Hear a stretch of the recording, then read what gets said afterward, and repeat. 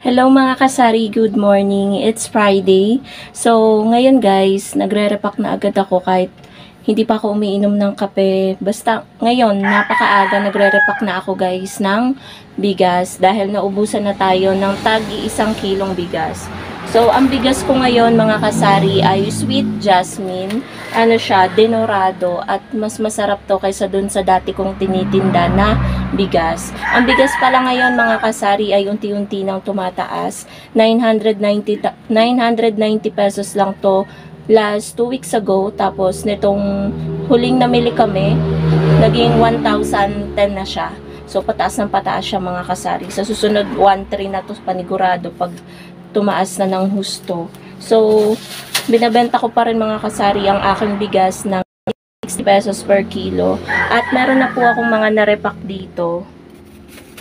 Nagre-repack din pala ako mga kasari ng tagkakalahating kilo. Ganito yung pagbuhol ko para alam ko na tagkakalahati siya.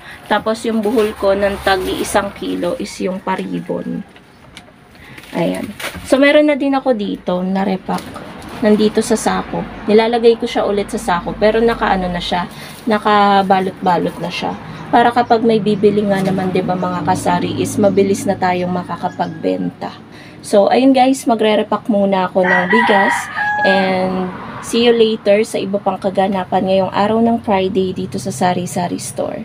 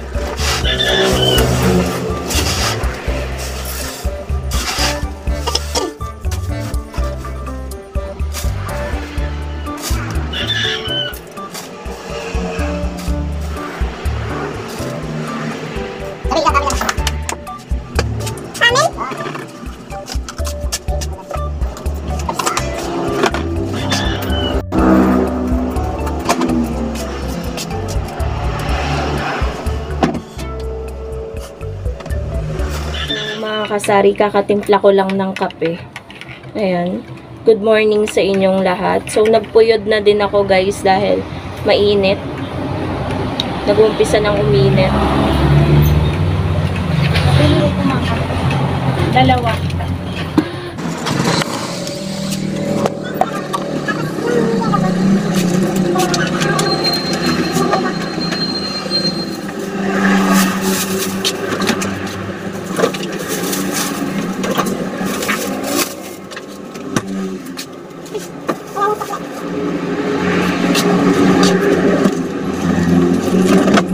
So, bumili lang mga kasari si Mother.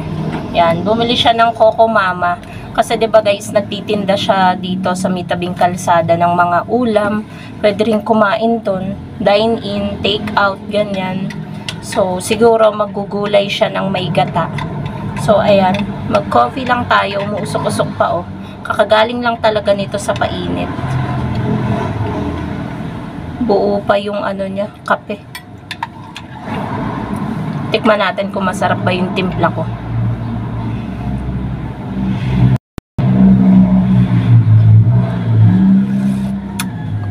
Init.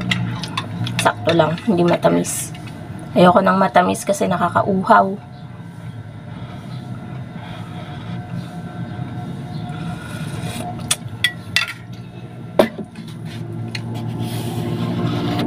By the way mga kasari,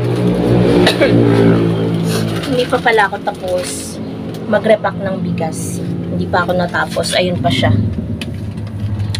So, naisip ko munang magkape dahil habang may bumibili. Hindi ako guys makapagsalita ng ayos dahil malat ako. Ayan, pansin nyo, medyo malat pa ako. Ganyan talaga ako tuwing umaga. Kailangan uminom muna ako ng mainit-init na sabaw or uminom ako ng gatas, kape, ganyan. Pero more sa kape, hindi ako masyado na. Once a day na lang ako magkape. Dati kasi 3 times a day. Kaso, parang sinasama na ako sa kakakape. Nagiging magugulatin na rin akong sobrang magugulatin na din. So, ayun. Yun lang guys. Update ko na lang ulit kayo later sa iba pang kaganapan. Ayan, namamalata naman ako. So, kagabi pala, nag-withdraw pala kami ni partner gamit ang GCash card. Kasi ang daming nagpa-GCash kahapon. Alam nyo ba mga kasari, kumita ako sa GCash kahapon, maghapon na yon hanggang mag-close ng 1,073 pesos. Para sa akin guys, malaki na yon, malaking halaga na yon. Kasi kahapon guys is may sabong. Ang daming nagsasabong kahapon. Maraming nagka-cash out, cash in, load, hindi masyado. Kaya medyo malaki yung kinita natin kahapon. Kaya ayun, kami guys, dahil hindi na kami aabot sa gyms. Pagbalik namin after namin sa 7-Eleven kasi kami nagwi-withdraw. Sa tapat nun may dali. So tumingin-tingin ako doon ng pwedeng bilihin. Sakto merong Kopiko Blanca, Kopiko Brown. Ubus na yon, bumili din ako. Tapos ano pa ba nabili ko doon? Safeguard, ganyan. So, worth 800 plus lang yung nabili ko sa Dali kasi wala naman lahat halos yung hinahanap ko. And pagka uwi namin pa ibaba, nadaanan namin ng gyms, naka-close na sila. Yung half, kalahati, close na. So, sarado na yun. Ibig sabihin, nag-iimis na yun. Kaya hindi na kami nakaabot. Alas 8 kasi sila nagsasara. So, ayun mga kasari, baka later is umalis kami ni partner dahil madami pa ding ubos dito sa sari-sari store. Yan, makikita nyo naman, Coco Mama ubos na ulit. So, Milo, Nescafe Original, tsaka Swakber brand, wala na ulit. So, Combi, wala din ako nakita kay Dali, kaya ayan, mamimili din tayo. Tsaka cheesecake, wala rin. Ewan ko ba bakit kahapon, first time ko lang naman or second time ko doon sa branch ng Dali na yon, ang daming wala. Kaya sabi ko, mas maganda pa rin dito sa banay-banay, dito sa pinamimilihan namin. Kasi, maluwang siya. Tapos, sa ulado ko na yung iikutan ko kung saan ba nakapwesto yon, saan nakapwesto yan. So, ayun. Yun lang naman ang aking comment. So, ayun guys, update ko na lang kayo later sa iba pang ganap dito sa sari-sari store ngayong araw ng Friday. So, update lang ulit mga kasari. Tapos na po akong kumain. Tapos na din po akong mag-repack ng tagi 1 kilong bigas. And kanina, si partner ang nag-receive ng order natin from, Berasa, or in-order natin sa Unilever. So, ito yung mga Unilever products. So, in-order pala natin sa Tindahan Club. Ang gulo ko, 'di ba? So, ayan guys yung mga items. And then ito, 1 dosenang Knorr pork. So, ito lang yata yung order ko na Tapos, panay non-food items na. Mga powder. Ano pa ba itong nandito? Alam ko meron ditong Eskinol, mga conditioner, yan guys. I-haul ko sa inyo yan mamaya para updated din kayo sa presyo ng aking ahente and then yung bentahan ko dito sa store. Okay guys, ito na yung puhunan, bentahan at tubo ko dito sa mga Unilever products na dineliver today. So meron tayong 1 dozen ng Knorr pork. So ang puhunan po niyan per piece ay 5.87. So dito guys, matagal na akong nag-adjust. 8 pesos na po yung bentahan ko dito. Sa iba nga po 9 na yan. So ang tubo natin ay 2.13. Yan lang guys yung pagkain na in-order natin. So mga powder to tsaka cream silk, ayan. So dito sa cream silk na original, yung pink, 1 dozen yan. Yung puhunan po niyan ay alin ba dito yun? Ito, 74.78. Bali, pumapatak ng 6.23 kada sachet. Bentahan natin 8. So, yung mga ganitong cream silk keratin, ito, 9 pesos ang bentahan ko. Yung tubo natin dito, guys, sa original na, yung mga cream silk talaga, yung walang keratin, ang tubo natin 1.77. Dito sa with keratin 2.82 dahil 9 pesos yung bentahan natin. 6.18 yung puhunan kada sachet nito. So, meron lang bumili guys. So, yung original natin na cream silk, nag-order ako ng pink tsaka ng green, tag 1 dosena. Tapos ito, 1 dosena din itong keratin rebond straight na cream silk. So, done na tayo dito. Sabit ko muna dito sa maliit kong lamesa. Meron din tayong Eskinol. Ang bentahan ko nito guys ay 50 pesos. Dati 45 lang to. Kaso, ang puhunan na kasi ng Eskinol ay 43.16. Dati 45. Parang ang liit na. Nasa piso mahigit na lang. So, ginawa kong 50. Meron tayong tubo na 6.84. So, ganyan ako guys magpresyo sa mga Unilever.